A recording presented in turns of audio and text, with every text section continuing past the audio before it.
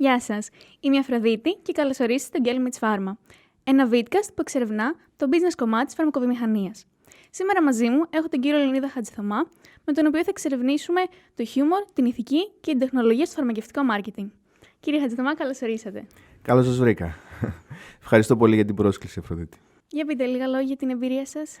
Λοιπόν, εγώ ονομάζομαι Λεωνίδας Χατζηθωμάς, είμαι αναπληρωτής καθηγητής στο Τμήμα Οργάνωσης και Διοίκησης Επιχειρήσεων του Πανεπιστημίου Μακεδονίας. Το αντικείμενό μου είναι το marketing. Επίσης, είμαι ο διευθυντής του Μεταπτυχιακού στην Αναλυτική των Επιχειρήσεων και Επιστήμη των Δεδομένων και διδάσκω στο Μεταπτυχιακό της Διοίκησης Υπηρεσιών Υγείας του Πανεπιστημίου Μακεδονίας. Οπότε, όλες αυτές τις εμπειρίες θα προσπαθήσω λίγο να σας τις μεταφέρω σήμερα και να συζητήσουμε σχετικά με το φαρμακευτικό marketing. Τέλεια. Και με βάση την εμπειρία σας, έχετε δει κάτι το οποίο, ενώ ισχύει στα βιβλία marketing, βλέπουμε στην πραγματικότητα ή να μην ισχύει ή να μην εφαρμόζεται? Αυτό είναι κάτι που το συζητάμε αρκετά με τους φοιτητές μας. Πολλές φορές πιστεύουν ότι το μάθημα του marketing είναι ένα θεωρητικό μάθημα που βρίσκεται μακριά από την αγορά. Στην πραγματικότητα, όλα αυτά τα οποία διδασκόμαστε, όλα αυτά που υπάρχουν στα βιβλία, είναι πρακτικές συμβουλές, εφαρμογές, είναι διαδικασίες που μεγάλες επιχειρήσεις πολλές φορές έχουν υιοθετήσει και πολλές φορές μέσα από την έρευνα τα πανεπιστήμια και τα ερευνητικά κέντρα έχουν βρει ότι είναι έγκυρες και στη συνέχεια τις μεταφέρουμε στους φοιτητές μας. Εκεί που δημιουργείται πολλές φορές η απόσταση, ένα gap να το πούμε έτσι, ένα χάσμα μεταξύ θεωρίας και πράξης, είναι ότι πολλές φορές οι επαγγελματίες λόγω πίεσης, λόγω έλλειψης ίσως κεφαλαίων, πολλές φορές δεν μπορούν να εφαρμόσουν κάποια πράγματα. Έτσι και οι φοιτητές μας ερχόμενοι στην αγορά εργασίας βλέπουν ότι κάποια πράγματα που μελετήσαν, κάποιες θεωρίες, κάποιες συμβουλές που έλαβαν καθ' όλη τη διάρκεια των σπουδών τους δεν εφαρμόζονται και θεωρούν ότι κάτι δεν πηγαίνει καλά. Αλλά κατά βάση εγώ θεωρώ ότι όλα αυτά τα οποία υπάρχουν στα βιβλία είναι εφαρμογές και όσοι έχουν δουλέψει και σε πολυεθνικές επιχειρήσεις και επιχειρήσεις οι οποίες είναι πάρα πολύ καλά οργανωμένες βλέπουν ότι πράγματι εφαρμόζονται και εφαρμόζονται καθημερινά μάλιστα. Τέλεια. Και καθώς μιλάμε για την πράξη σήμερα, δεν μπορούμε να αγνοήσουμε τα big data και όλα αυτά τα δεδομένα που έχουμε για τη σχέση του ασθενή με το φάρμακο. Πιστεύετε ότι κάτι χάνουμε σε αυτή τη διαδρομή με το να εστιάζουμε πολύ στα δεδομένα? Η αλήθεια είναι ότι και ως διευθυντής του Μεταπτυχιακού στην Αναλυτική των Επιχειρήσεων και Επιστήμη των Δεδομένων θα πω ότι κάτι χάνουμε. Θα πω ότι πράγματα τα δεδομένα είναι πολύ σημαντικά. Ενώ πριν 40 χρόνια δεν είχαμε πολλά δεδομένα και αυτό ήταν και το πρόβλημα του marketing, καθώς σε αντίθεση με αυτό που πολλοί πιστεύουν, το marketing δεν είναι ένα αντικείμενο διαίσθησης, είναι αντικείμενο που στηρίζεται πάρα πολύ στη μελέτη. Πρέπει να μελετήσεις, να κατανοήσεις, να ευαθύνεις ουσιαστικά στα χαρακτηριστικά του καταναλωτή, του πελάτη, του ανθρώπου που έχεις απέναντί σου ή στο χώρο της υγείας του ασθενή. Επομένως, σήμερα έχουμε αυτή τη δυνατότητα. Υπάρχουν πάρα πολλά δεδομένα, δεδομένα τα οποία μπορείς να τα βρεις και μέσα σε κάθε επιχείρηση από το οτιδήποτε. Δηλαδή, για παράδειγμα, σε ένα σούπερ μάρκετ καταγράφουν συνεχώς τις αγορές μας μέσα από την κάρτα μας. Στα νοσοκομεία έχουμε πάρα πολλές καταγραφές. Οπότε εκεί τα δεδομένα είναι διαθέσιμα. Αυτό που έλειπε σε κάποια φάση ήταν η δυνατότητα να τα επεξεργαστούμε. Σήμερα την έχουμε αυτή τη δυνατότητα. Μπορούμε να επεξεργαστούμε μεγάλα δεδομένα με πολλούς τρόπους. Έχει μπει στη ζωή μας φυσικά και η τεχνητή νοημοσύνη που μας βοηθάει σε αυτό. Το θέμα είναι φυσικά τι θέλουμε να βρούμε, γιατί σε όλα τα είδη έρευνας ξεκινάς πάντα από ένα πρόβλημα. Κάτι ψάχνεις, κάτι θέλεις να επιλύσεις, κάτι θέλεις να βελτιώσεις. Αν αυτό από την αρχή έχει τεθεί με λάθος τρόπο, είναι λογικό και ότι τα δεδομένα δεν θα μας βοηθήσουν ή θα μας δώσουν κατευθύνσεις σε πράγματα που δεν τα χρειαζόμασταν και μπορεί πολλές φορές να μπλεχτούμε στα δεδομένα και να ξεχάσουμε και τον άνθρωπο, να ξεχάσουμε τον ασθενή. Ειδικά δηλαδή στο χώρο του φαρμακευτικού και γενικότερα στο marketing υγείας, στον κλάδο της υγείας, σημαντικό είναι πάντα να μην ξεχνάμε την ενσυναίσθησή μας για τον ασθενή και ότι το πρώτο μας μέλημα είναι αυτός να είναι καλύτερα ή αυτή να είναι καλύτερα. Και καθώς μιλάμε για την τεχνολογία, βλέπουμε όλα αυτά τα εργαλεία που υπάρχουν πλέον για να καταλαβαίνουμε τα συναισθήματα του ανθρώπου, όπως το Face Reader αλλά και το Eye Tracker. Μπορείτε να μας εξηγήσετε λίγο τι είναι αυτά και πώς τα χρησιμοποιούμε? Ωραία ερώτηση, ευχαριστώ πολύ που τη θέτεις κιόλας, καθώς είναι και ένα κομμάτι της έρευνας που πραγματοποιούμε στο Πανεπιστήμιο, δηλαδή κάνουμε πολλά πειράματα τα οποία χρησιμοποιούν και πολύ κλασικές μεθόδους όπως τα ερωτηματολόγια, αλλά προσπαθούμε να τα συνδυάσουμε με τη χρήση και νέων τεχνολογιών όπως είναι το Face Reader, δηλαδή ένα λογισμικό το οποίο αναγνωρίζει τις εκφράσεις του προσώπου και μπορεί να καταλάβει αν κάποιος είναι χαρούμενος, αν είναι λυπημένος, αν νιώθει έτσι μια ενόχληση. Γενικά αντιλαμβάνεται πράγματα που πολλές φορές εμείς δεν θέλουμε να τα εκφράσουμε, αλλά τα εκφράζει το πρόσωπό μας. Και ο Eye Tracker, ουσιαστικά μια τεχνολογία η οποία καταγράφει την κίνηση της κόρης του ματιού μας και μπορεί να δει τι είναι αυτό που προσέχουμε, τι είναι αυτό που μας τραβάει περισσότερο την προσοχή και το ενδιαφέρον. Αυτές οι τεχνολογίες σίγουρα χρησιμοποιούνται στην διαφήμιση και στο marketing γενικότερα για να μπορέσουμε να κατανοήσουμε πολλές φορές και τις βαθύτερες σκέψεις των ανθρώπων. Δεν σημαίνει ότι είναι ένα παράθυρο στην αλήθεια, αλλά σε συνδυασμό με τα ερωτηματολόγια, σε συνδυασμό και με πιο ποιοτικές μεθόδους κατανόησης του ανθρώπου που έχουμε απέναντί μας, με αυτές τις τεχνολογίες λοιπόν ο συνδυασμός τους μπορεί να γίνει ένα καλό ερευνητικό project το οποίο να φέρει ένα καλύτερο αποτέλεσμα. Άρα θα έλεγα ότι μας βοηθούν στην καλύτερη κατανόηση των ανθρώπων που έχουμε απέναντί μας και στη βαθύτερη έρευνα προς αυτούς. Φυσικά όλες αυτές οι τεχνολογίες μπορούν να χρησιμοποιηθούν και με αρνητικό τρόπο. Δηλαδή το face reading και η αναγνώριση προσώπων και όλα αυτά που συζητάμε, αν ξεφύγει από το ερευνητικό πεδίο και πάει στην καταγραφή ανθρώπων σε δρόμους και σε νοσοκομεία και σε άλλα τέτοια πράγματα, εκεί ξεφεύγει. Δεν μιλάμε για αυτά. Εμείς τα χρησιμοποιούμε απλώς για να ελέγχουμε τα συναισθήματα των ασθενών, των καταναλωτών. Τέλεια. Και εδώ βλέπουμε και την λεπτή γραμμή που υπάρχει μεταξύ του νόμιμου και του ηθικού marketing. Εσείς πού βλέπετε αυτή τη χρυσή τομή που υπάρχει? Η αλήθεια είναι ότι πρώτα πρέπει να ξεκινάμε με τη βάση του νόμου. Δηλαδή δεν μπορεί να ξεκινήσει μια επιχείρηση, μια εταιρεία, ένας οργανισμός, ακόμα και ειδικά μάλλον στον κλάδο υγείας, και να πει ότι θα κάνουμε κάτι το οποίο ξεφεύγει από τον νόμο.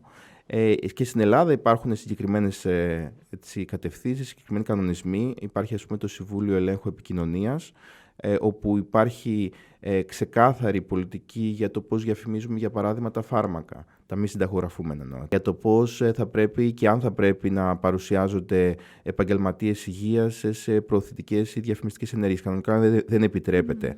Ακόμα και μια συνέντευξη κάποιες φορές μπορεί να θεωρηθεί μια προώθηση, μια διαφήμιση.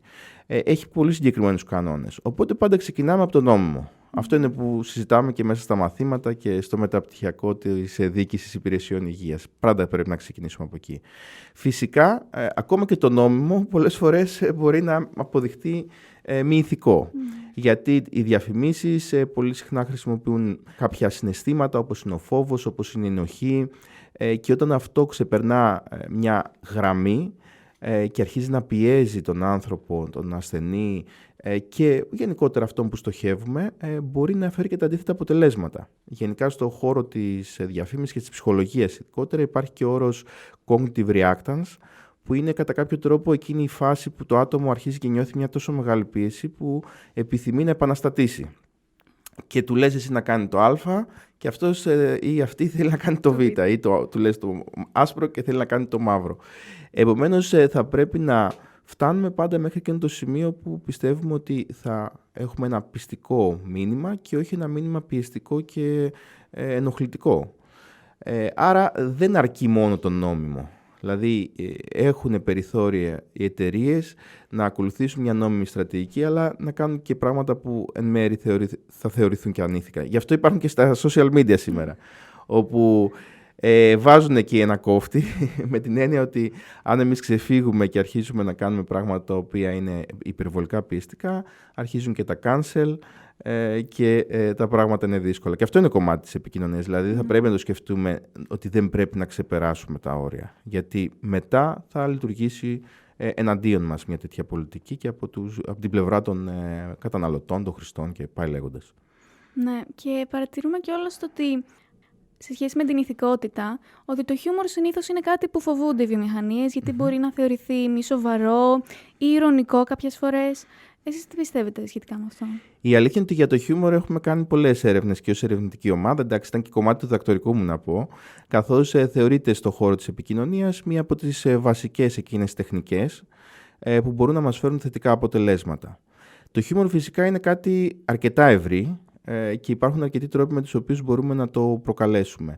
Κατά κάποιο τρόπο θα λέγαμε ότι είναι μια εξελικτική διαδικασία που έχει αναπτύξει ο άνθρωπος με σκοπό να ελαφρύνει το βάρος που νιώθει στην καθημερινότητά του. Δηλαδή, όταν νιώθεις πάρα πολύ μεγάλο άγχος, για παράδειγμα, το χιούμορ μπορεί να σε κάνει να ξεφύγεις για λίγο, να νιώσεις όμορφα, να νιώσεις μια χαρά, να νιώσεις ανακούφιση. Και αυτό εξελικτικά μάλλον έχει προκριθεί στους ανθρώπους, όπως και άλλα πράγματα, και το χρησιμοποιούμε και όντως μας κάνει να νιώθουμε καλύτερα. Ακόμα και σε στρατόπεδα συγκεντρώσεως, ας πούμε, ο Βίκτορ Φράγκλ, ένας πολύ γνωστός ψυχαναλυτής του παρελθόντος πλέον, είχε αναφέρει ότι μόνο το χιούμορ μπορούσε να μας κάνει να ξεφύγουμε έστω και για λίγα δευτερόλεπτα από την τραγική κατάσταση στην οποία βιώναμε. Επομένως, το χιούμορ έχει τέτοια χαρακτηριστικά. Από εκεί πέρα, φυσικά, όταν μιλάμε για το χώρο της υγείας, το χιούμορ μπορεί να χρησιμοποιηθεί ως στοιχείο ανακούφισης, ως μια μέθοδος για να καταφέρουμε να ξεπεράσουμε τις δυσκολίες που υπάρχουν όταν, για παράδειγμα, βιώνουμε μια πολύ βαριά ασθένεια. Δεν μπορεί όμως να χρησιμοποιηθεί με τις άλλες εκφάνσεις του, δηλαδή, για παράδειγμα, ένα επιθετικό, ένα κοροϊδευτικό χιούμορ που χρησιμοποιούμε πολύ συχνά στην καθημερινότητά μας. Δεν μπορείς να το απευθύνεις σε έναν ασθενή που βρίσκεται σε μια πολύ δύσκολη κατάσταση. Άρα θα έλεγα ότι το χιούμορ και η χρήση του χιούμορ στον κλάδο της υγείας έχει να κάνει με τον τύπο του χιούμορ που θα χρησιμοποιήσουμε, αλλά και το πλαίσιο στο οποίο θα το χρησιμοποιήσουμε.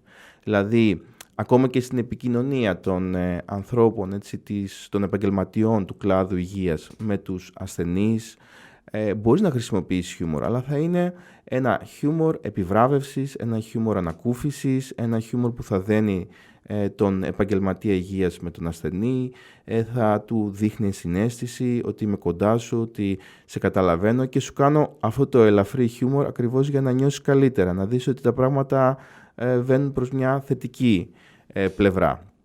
Υπ' αυτή την έννοια μπορούμε να το κάνουμε. Απ' την άλλη θα πω και το εξής, ότι μέσα από έρευνες που έχουμε κάνει με ανάλυση περιεχομένου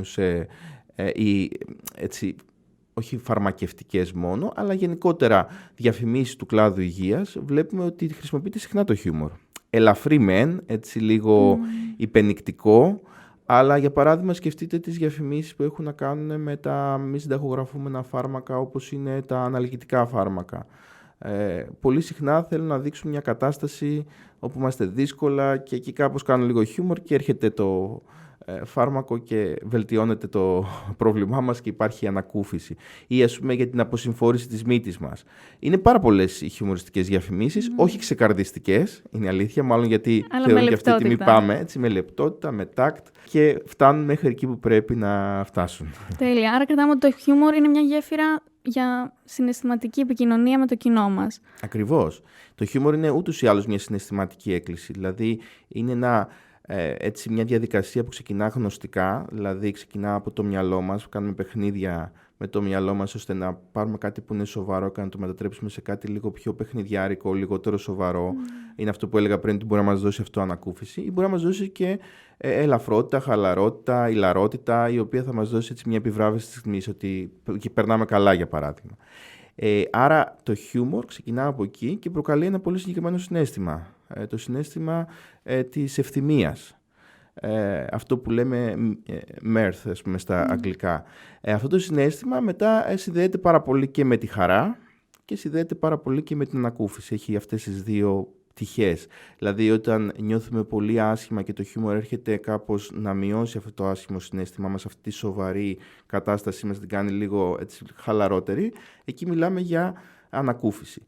Όταν το χιούμορ έρχεται σε μια κατάσταση που είμαστε ήδη χαρούμενοι και έχουμε τους φίλους μας, περνάμε ωραία και αυτή την κατάσταση την απογειώνει, να το πω έτσι, την κάνει ακόμα πιο ωραία, τότε έχουμε χιούμορ επιβράβευσης, δηλαδή μας επιβραβεύει και μας κάνει να νιώθουμε ακόμα καλύτερα. Και τα δύο μπορούν να χρησιμοποιηθούν στον κλάδο της υγείας. Εντάξει, η ανακούφιση φυσικά είναι το κυρίαρχο. Είναι το κυριότερο, γιατί ακριβώς συνδέεται και με αυτό που θέλει και ο ασθενής, ο άνθρωπος που περνά δυσκολίες. Και με το χιούμορ βλέπουμε μέσα από τα χρόνια πώς αλλάζει η δεκτικότητα του κοινού μας. Έτσι.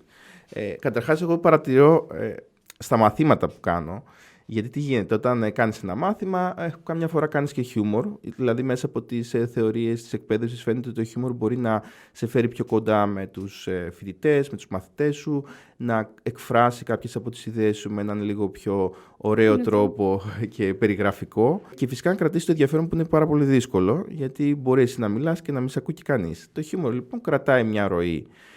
Τι γίνεται όμως, εγώ ας πούμε στη πορεία των χρόνων παρατήρησα ότι έχει αλλάξει το χιούμορ. Δηλαδή ήταν πολύ πιο εύκολο για μένα όταν έκανα τα πρώτα χρόνια μάθημα, γιατί το χιούμορ το δικό μου ήταν το χιούμορ της εποχής. Και σιγά σιγά άρχισα να είμαι σαν το θείο που κάθεται με την νεολαία, ας πούμε, και λέει το χιούμορ που κανείς δεν γελάει. Και άρχισα να το ψάχνω, να προσπαθώ να καταλάβω τι γίνεται. Και είδα ότι είναι διαφορετικό το χιούμορ σήμερα. Δηλαδή, για ένα χαρακτηριστικό παράδειγμα, ας πούμε. Χρησιμοποιούσαμε παλιότερα πάρα πολύ τα jokes, τα ανέκδοτα, τέτοια στημένα αστεία. Τυποποιημένα, τα οποία είχαν ένα punchline, όπως λέμε, ένα σημείο δηλαδή, που έλεγες μια λέξη και αυτό προκαλούσε όλο το χιούμορ και διασκέδαζε αυτός που είχες απέναντί σου. Αυτό το τύπο τα αστεία κάπως έχουν ξεπεραστεί σήμερα, δηλαδή καταρχάς δεν λένε ανέκδοτα μεταξύ τους οι νέοι. Και εκεί κατάλαβα ότι ας πούμε τα memes, τα μιμίδια όπως τα λέμε έτσι, στα ελληνικά, είναι ένας νέος τρόπος χιούμορ. Δηλαδή το να συνδυάζεις κείμενο, να συνδυάζεις εικόνα, social media, όλο αυτό με τα social media. Δηλαδή να μπαίνεις σε μια διαδικασία συμμετοχική, όλοι μαζί γελάμε, συμμετέχουμε, δημιουργούμε. Αυτό είναι κάτι καινούριο. Όπως επίσης η χρήση το να χρησιμοποιούν πολλές ατάκες. Τύπου Λούμπεν, ας πούμε. Ναι. Και αυτό είναι έτσι, ένα χιούμορ της εποχής, τουλάχιστον στην ελληνική κοινωνία.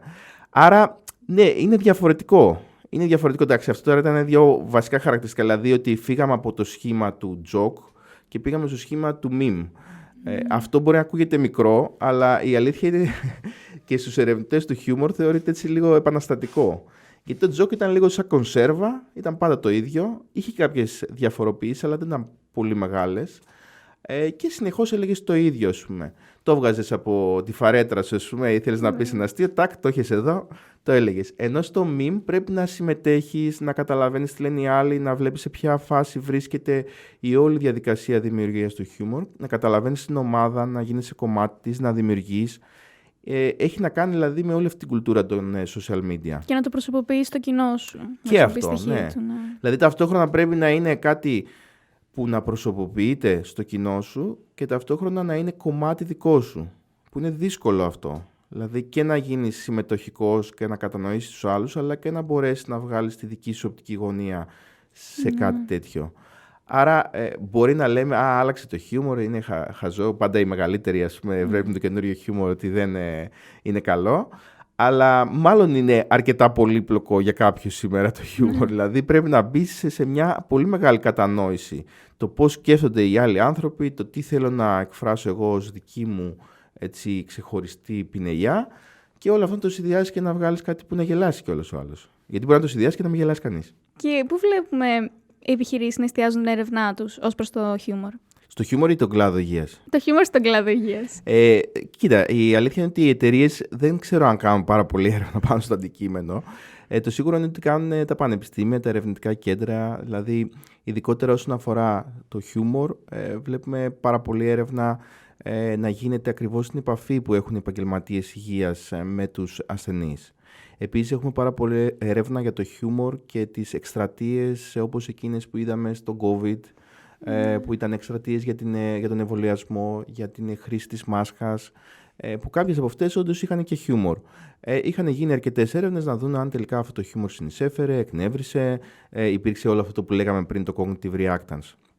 Γενικότερα τα τελευταία χρόνια αναπτύσσεται πάρα πολύ ο χώρος της έρευνας στον κλάδο υγείας, με πάρα πολλές μελέτες για το AI, για τη χρήση του. Αυτό έχει πάρα πολύ μεγάλο ενδιαφέρον, καθώς ενδιαφέρει πολύ τους ανθρώπους των επιχειρήσεων, αν και κατά πόσο συμβουλεύεται το κοινό το AI για θέματα υγείας, για το πώς πάει η υγεία του, για το τι φάρμακα θα αγοράσει. Είναι λίγο λεπτές οι γραμμές εκεί πέρα που έχει να ακολουθήσει κάποιος και όλο αυτό ενδιαφέρει φυσικά τους ερευνητές. Επίσης γίνεται πάρα πολύ μεγάλη έρευνα για όλα αυτά τα wearables, όλα αυτά τις συσκευές που φοράμε πάνω μας. Μαζεύουν δεδομένα. Ακριβώς, τα ρολόγια μας ή ακόμα και τα κινητά μας συλλέγουν μια σειρά από σχετικές πληροφορίες, τις οποίες μπορούμε να χρησιμοποιήσουμε για να βελτιώσουμε την υγεία μας. Ή πολλές φορές για να κλείσουμε και τα μάτια μας, δηλαδή λέμε ας πούμε, έκανα λίγα παραπάνω βήματα, είμαι εντάξει, δεν χρειάζομαι τίποτα, δεν χρειάζεται να ρωτήσω κάποιον επαγγελματία υγείας να μου πει τι πρέπει να κάνω. Οπότε είναι και αυτός ένας χώρος που ενδιαφέρει. Μας ενδιαφέρουν επίσης όλοι αυτοί οι TikTokers, influencers, οι οποίοι ασχολούνται με την προώθηση προϊόντων υγείας, οι οποίοι φαίνεται ότι βρίσκονται σε μια ζώνη η οποία δεν ελέγχεται ακόμα απόλυτα, καθώς όπως είπαμε πριν έχουμε το Συμβούλιο Ελέγχου Επικοινωνίας, το οποίο ελέγχει πάρα πολύ καλά τη τηλεόραση και τα παραδοσιακά μέσα, αλλά το τι λέγεται στο TikTok πολλές φορές ξεφεύγει από αυτά τα πλαίσια. Είχαμε δηλαδή και διπλωματικές εργασίες στο μεταπτυχιακό που μελετήσαμε αυτό το κομμάτι και είδαμε ότι δεν ακολουθούν όλους τους κανόνες. Οπότε εκεί πέρα υπάρχει μια πρόκληση. Το τι γίνεται, δηλαδή μπορεί οποιοδήποτε να πει οτιδήποτε στα social media, να προωθήσει φάρμακα. Συνήθως δεν προωθούν φάρμακα ή ας πούμε συμπληρώματα διατροφής. Τα συμπληρώματα διατροφής έχουν πολύ μεγάλη επίδραση στην υγεία μας. Άρα και αυτό είναι ένα κομμάτι μελέτης, το οποίο φαίνεται ότι για την κοινωνία είναι εξαιρετικά σημαντικό. Φυσικά πάντα μελετάμε στο marketing την παροχή υπηρεσιών που γίνεται και στις κλινικές και στα νοσοκομεία, το επίπεδό της, αν υπάρχει ικανοποίηση. Μπορεί να φαίνεται μια πολύ παραδοσιακή μορφή μελέτης, αλλά πάντα είναι πολύ σημαντική. Γιατί τι περιμένει ένας ασθενής όταν πηγαίνει σε μια κλινική, σε ένα νοσοκομείο, να εξυπηρετηθεί, να έχει μια ποιότητα υπηρεσιών, μια ποιότητα ζωής και φυσικά να μείνει ικανοποιημένος στο τέλος από όλη αυτή την δύσκολη πορεία που θα έχει εκεί μέσα συνήθως. Άρα και αυτό μας ενδιαφέρει και το παρακολουθούμε ιδιαίτερα. Και φυσικά από εκεί πέρα μελετάμε πάρα πολύ και όλες αυτές τις εκστρατείες που γίνονται σε κοινωνικό επίπεδο. Για παράδειγμα, το να διακόψει κάποιος το τσιγάρο. Τι εκστρατείες πρέπει να χρησιμοποιήσουμε, είναι ο φόβος κατάλληλη μέθοδος, τι επίπεδο φόβου, είναι η ενοχή, η ντροπή που δεν τη θέλουμε σε καμιά περίπτωση ως μέθοδο marketing καθώς θεωρείται κάτι σαν bullying να το πω έτσι, ή ας πούμε και το χιούμορ που λέγαμε πριν. Θέλουμε δηλαδή να δούμε ποια εργαλεία θα βοηθήσουν ανθρώπους να αποχωρήσουν, να παρατήσουν κακές συνήθειες που μέχρι εκείνη τη στιγμή τους κατέστρεφαν την ζωή και την υγεία. Αυτές είναι έτσι κατά κάποιο τρόπο οι βασικές πτυχές της σύγχρονης μελέτης στον κλάδο υγείας, από την πλευρά πάντα του marketing φυσικά, εντάξει.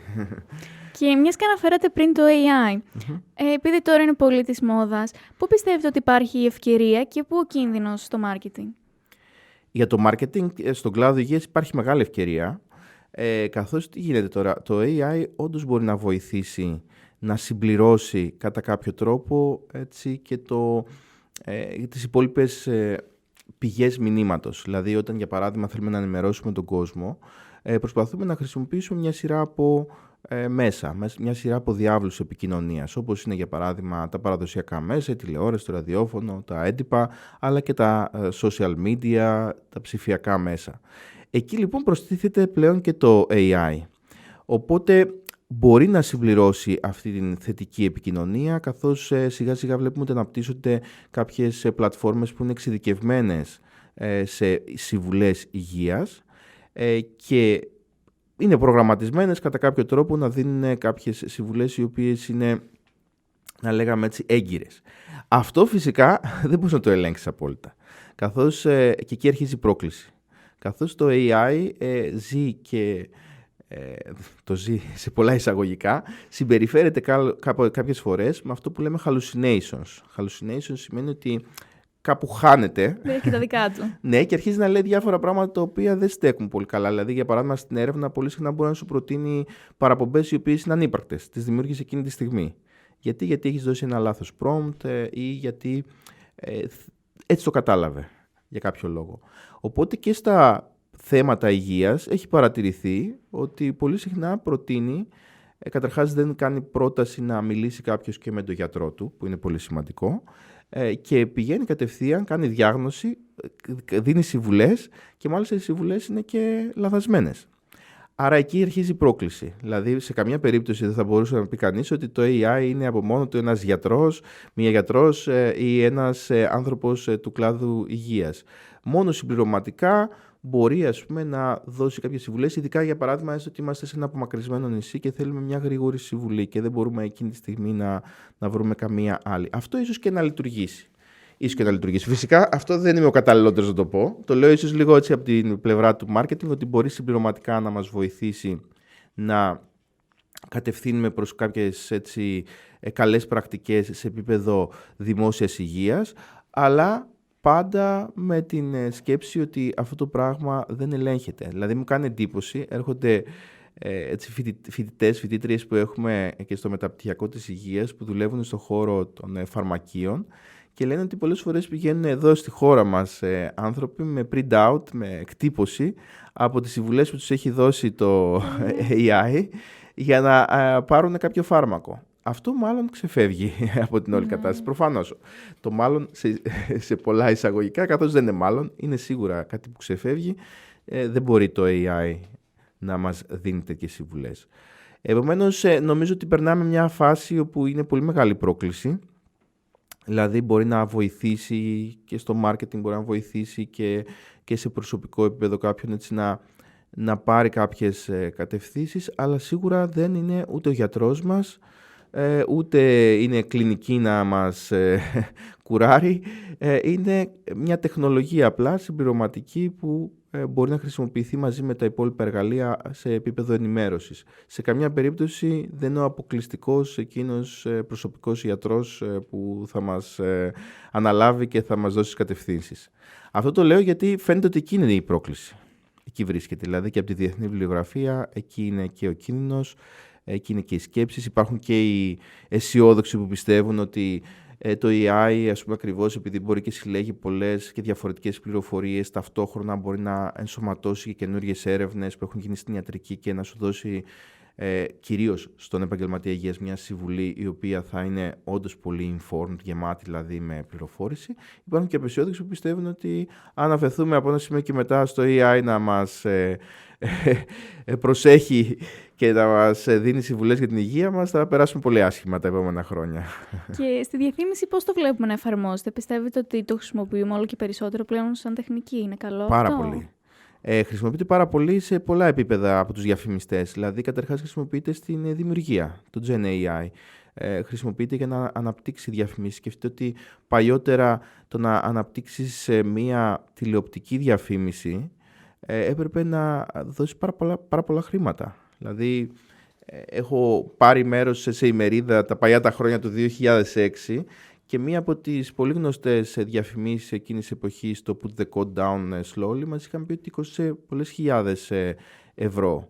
Γιατί υπήρχαν οι high definition κάμερες, ο πολύ καλός σκηνοθέτης, υπήρχαν οι ηθοποιοί, 1.000 πράγματα, εξωτερικά πλάνα, πολλά. Σήμερα κάνεις σε ένα AI, βάζεις ένα prompt και μπορεί να σου βγάλει, ίσως όχι στο ίδιο επίπεδο ακόμα, αλλά μπορεί να σου βγάλει αρκετές διαφημίσεις και βίντεο και στατικής εικόνας εννοείται. Οπότε αυτό απελευθερώνει κάποιους και λένε ότι γιατί να μην ρίξω το κόστος. Και ειδικά όταν έρχεται ένας πελάτης και του λες μπορούμε να το κάνουμε παραδοσιακά και κάνει 30.000 ευρώ, μπορούμε να το κάνουμε και με το AI και κοστίζει 500 ευρώ. Οπότε αυτό προκρίνεται. Φυσικά από εκεί θα πρέπει να ξέρουν και οι διαφημιστές ότι έχουν και την πλευρά του καταναλωτή στο μυαλό τους, ότι ο καταναλωτής πολλές φορές όταν καταλαβαίνει ότι είναι AI created η διαφήμιση μπορεί και να αντιδράσει. Εμείς δηλαδή σε έρευνες που έχουμε κάνει έχουμε δει ότι το χιούμορ που γίνεται από το διαφημιστικό spot που ξέρει ο καταναλωτής ότι είναι AI created δεν το θεωρεί τόσο χιουμοριστικό όσο το χιούμορ που γίνεται από ένα διαφημιστικό σποτ που είναι φτιαγμένο από άνθρωπο. Τουλάχιστον έτσι ξέρει. Επειδή δεν υπάρχει και η ανθρώπινη σύνδεση, δεν μπορεί να ταυτιστείς με ένα AI. Ακριβώς, γιατί όταν σου κάνει χιούμορ κάποιος, εκεί λες αυτός ο άνθρωπος σκέφτεται σαν και εμένα, ταιριάζουμε, μπορούμε να είμαστε παρέα. Τι ταιριάζει, ας πούμε, με το ChatGPT ή με το Gemini. Οπότε εκεί λίγο θα πρέπει να το έχουν αυτό υπόψη τους και οι διαφημιστές, ότι μέχρι σήμερα τουλάχιστον, γιατί δεν ξέρουμε πώς θα εξελιχθεί τα επόμενα χρόνια, υπάρχει από την πλευρά των καταναλωτών και μια δεύτερη σκέψη. Και φυσικά υπάρχουν και αυτοί που σκέφτονται θα χάσουμε τις δουλειές μας και τα σχετικά, οπότε γιατί να μην υποστηρίξουμε και αυτούς τους ανθρώπους που δουλεύουν στον χώρο της διαφήμισης, να μην χάσουν και αυτή τη δουλειά τους. Από εκεί πέρα φυσικά επίσης το AI στη διαφήμιση χρησιμοποιείται και στην αυτοματοποίηση της διαφήμισης. Δηλαδή χρόνια τώρα έχουμε τους αλγορίθμους στο ψηφιακό περιβάλλον, όπως είναι ας πούμε, τα Google Ads, τα Meta Ads, όπου αναλόγως με κάποια δεδομένα που συλλέγει και επεξεργάζεται αυτόματα το αντίστοιχο έτσι, πρόγραμμα, μας βγάζει και την πιο κατάλληλη και πιο προσωποποιημένη και εξατομικευμένη διαφήμιση. Εκεί λοιπόν σιγά σιγά μπαίνουν και τα Gen AI, δηλαδή σιγά σιγά θα φτιάχνεται η διαφήμιση ανάλογα με το ποιοι είμαστε, πώς είμαστε. Άρα αυτοματοποιεί πάρα πολύ τη διαφήμιση, με αποτέλεσμα ίσως και εκεί να μπει μια πρόκληση που ξεκινάει και που τελειώνει η δημιουργικότητα του ανθρώπου. Δηλαδή άμα μας τα φτιάχνει και όλο το AI, τελικά τι θα φτιάχνουν οι διαφημιστές, τι θα κάνει ο art director και η copywriter. Είναι ένα θέμα αυτό. Χρησιμοποιείται όμως πάρα πολύ. Ίσως τελικά να αναλάβει όλες τις βαρετές δουλειές. Το δημιουργικό δεν είναι βαρετή δουλειά. Και να αφήσει ίσως τις πιο προσωπικές στους ανθρώπους στον χώρο της διαφήμισης. Και να είναι και ηθικό, γιατί πλέον ξέρουμε ότι συλλέγει δεδομένα και μέχρι πού είναι το σωστό. Έτσι. Αυτό επίσης είναι μια συζήτηση που γίνεται, καθώς όλα καλά και ωραία αυτά που συζητάμε, αλλά ακόμα και όταν συζητάς με ένα AI, ένα LLM, όπως είναι ας πούμε, για παράδειγμα το ChatGPT, συλλέγει μια σειρά από δεδομένα για σένα. Σε ξέρει πολύ καλά. Και αν κάνεις την ερώτηση «Τι ξέρεις για μένα?», η αλήθεια είναι ότι μπορεί να βρεθείς προεκπλήξεως, γιατί μπορεί να ξέρει περισσότερα πράγματα από ό,τι ξέρεις εσύ για τον εαυτό σου. Ειδικά άμα σου κάνει και μια ψυχολογική ανάλυση. Οπότε πλέον η κατάσταση δεν είναι ούτε καν αυτό που συζητούσαμε πριν 10 χρόνια, που φοβόμασταν σίγουρα και είχαμε πολλούς ενδιασμούς για την συλλογή όλων αυτών των δεδομένων μας και λέγαμε πού ξεκινά και πού σταματά τελικά η δυνατότητα των επιχειρήσεων να μαζεύουν δεδομένα δικά μας. Δηλαδή το privacy και τα όρια που θα πρέπει να τα βάλουμε. Οπότε σήμερα έχει ξεπεραστεί αυτό, γιατί δεν είναι μόνο ότι συλλέγονται, είναι ότι είναι τόσο πολύ καλές οι επεξεργασίες που γίνονται από όλες αυτές τις δυνατότητες που δίνει η τεχνητή νοημοσύνη, που φτάνει αυτό που είπα και πριν, να ξέρει ο διαφημιστής, μάλλον το σύστημα το διαφημιστικό, καλύτερα εσένα από ό,τι ξέρεις εσύ τον εαυτό σου. Και αυτό είναι κρίσιμο.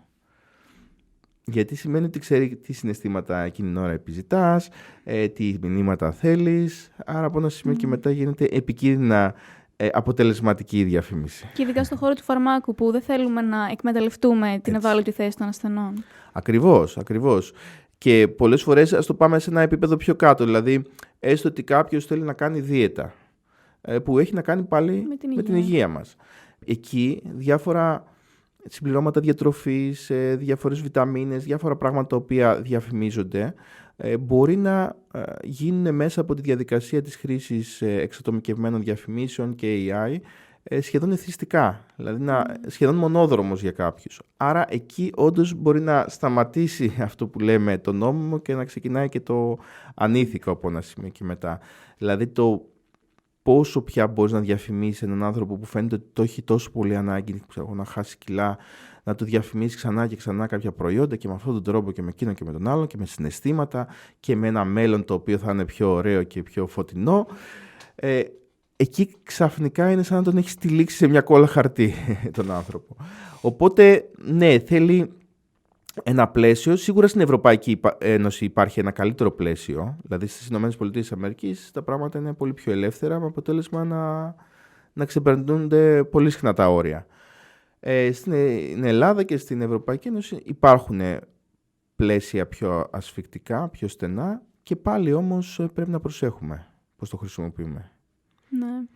Και τώρα θα περάσουμε πιο πολύ στο νεανικό κομμάτι. Ναι. Τι δεξιότητες πιστεύετε ότι πρέπει να έχει ένας νέος που θέλει να ασχοληθεί με το marketing ως προς τα soft και τα hard skills? Η αλήθεια είναι ότι σε επίπεδο πανεπιστημίου, και μάλλον θα πάω λίγο με αυτή τη λογική, εμείς προσπαθούμε να χτίσουμε και τα hard skills και τα soft skills. Δηλαδή δεν θεωρώ ότι το ένα από τα δύο είναι άχρηστο. Για παράδειγμα, πολύ συχνά η αίσθηση ότι όλες αυτές οι θεωρίες δεν μας χρειάζονται και δεν είναι χρήσιμες είναι μια αντίθεση απέναντι στα hard skills, ότι δεν χρειάζονται όλα αυτά και ότι τι να τα κάνεις πλέον αφού... Υπάρχει το AI. Ναι, θα σου τα πει το AI. Αυτό, αν κάποιος βρεθεί, ας πούμε, σε συμβούλια μεγάλων επιχειρήσεων, που εκεί δεν προλαβαίνεις να πατήσεις το κουμπί για το AI, πρέπει να έχεις εσύ την στρατηγική στο μυαλό σου, να την έχεις έτοιμη ή να την εμπνέεσαι εκείνη την ώρα που γίνεται η συζήτηση. Καταλαβαίνεις ότι κάποιος πρέπει να έχει hard skills. Πρέπει να έχει μια γνώση βαθιά, φυσικά με τα χρόνια αποκτά και εμπειρία, αλλά πρέπει να έχει μια βαθιά γνώση για να καταλαβαίνει τι ταιριάζει εκείνη τη στιγμή και τι δεν ταιριάζει. Από εκεί πέρα φυσικά τα soft skills δεν το συζητάμε, είναι απαραίτητα. Γι' αυτό και προσπαθούμε και να τα δουλέψουμε και μέσα από διάφορα projects και από τα διάφορα projects του μαθήματος, όπως είναι, ας πούμε, οι εργασίες, οι παρουσιάσεις, οι συναντήσεις με επιχειρήσεις, η συμμετοχή των φοιτητών σε πραγματικές καταστάσεις που τους φέρνουν σε επαφή με τις επιχειρήσεις. Άρα και τα δύο νομίζω ότι θα πρέπει να αναπτύξουν. Και να πω και έτσι μια συμβουλή, θα πρέπει να αναπτύξουν σίγουρα την ευελιξία τους. Και ευέλικτος δεν είναι κάποιος που ξέρει μόνο το ένα από τα δύο.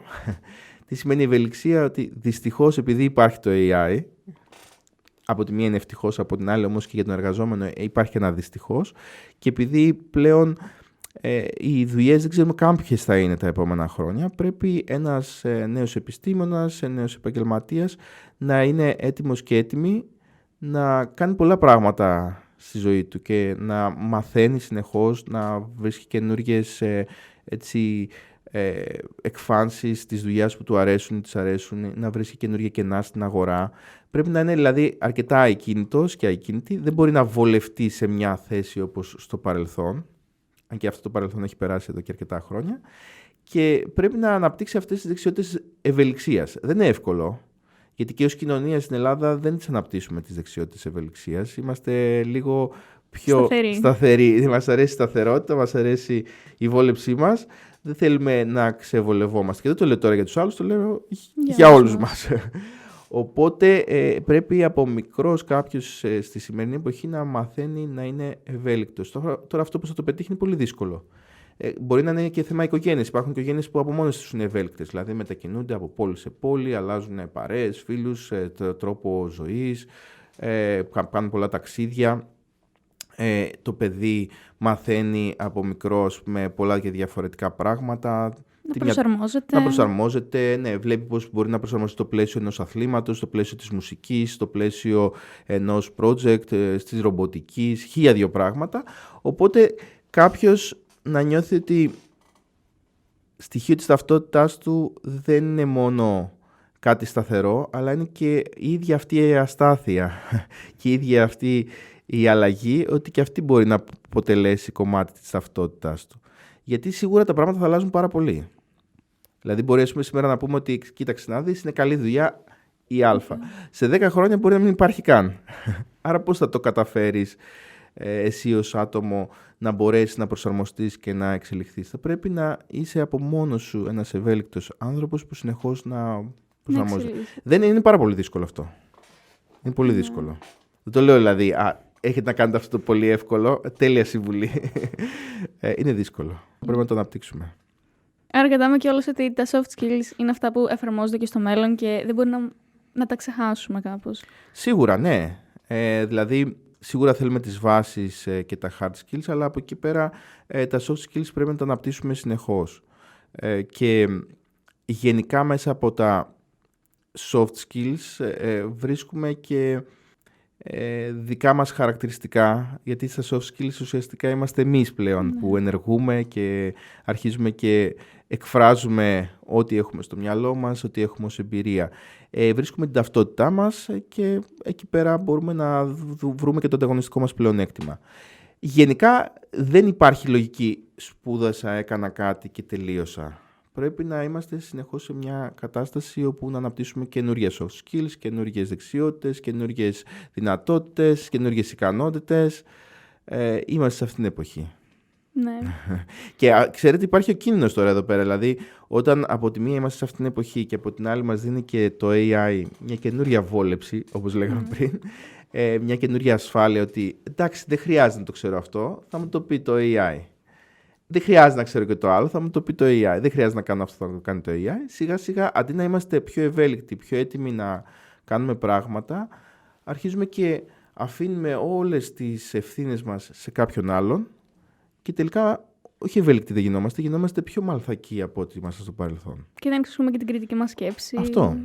Ναι. Είναι πολύ χρήσιμα εργαλεία όλα αυτά, αρκεί κάποιος να μπορεί να τα χρησιμοποιήσει για να απογειώσει τις δικές του ικανότητες, όχι για να τις θάψει. Και δυστυχώς πολύ συχνά συμβαίνει το δεύτερο. Ναι. Και αν μπορούσατε να γυρίσετε το χρόνο πίσω, τι συμβουλή θα δίνατε στο νεότερο εαυτό σας? Τι συμβουλή θα του έδινα? Δεν ξέρω, ίσως πολλές συμβουλές, ίσως και καμία. Γιατί καμιά φορά ακολουθείς και τη ζωή έτσι όπως έρχεται, βλέπεις πώς πηγαίνουν τα πράγματα, τι σου αρέσει εκείνη τη στιγμή. Θα έλεγα ότι ως άτομο εγώ είχα μια τάση προς την έρευνα, προς το πανεπιστήμιο, μου άρεσε αυτό και έχω δουλέψει και σε ιδιωτικές επιχειρήσεις και σε δημόσιες επιχειρήσεις ως υπάλληλος. Θα το έδινα τη συμβουλή να ακολουθήσει την ίδια διαδρομή. Ίσως να πήγαινε και στο εξωτερικό λίγο περισσότερο ως καθηγητής. Αυτό θα ήταν μια καλή συμβουλή, με την έννοια ότι θα μπορούσε να απελευθερωθεί η δημιουργικότητα λίγο περισσότερο, καθώς εδώ στην Ελλάδα πάντα τα πράγματα είναι λίγο πιο πιεστικά στο να κάνεις και άλλα πράγματα πέρα από την έρευνα.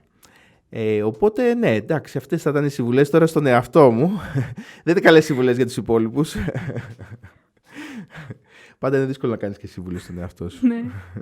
Και κάπου εδώ το επεισόδιό μας έφτασε στο τέλος του. Κύριε Χατζηθωμά, ευχαριστώ πάρα πολύ για την υπέροχη συζήτησή μας. Και για όσους μας παρακολουθούν, ευχαριστώ που μείνατε μέχρι το τέλος.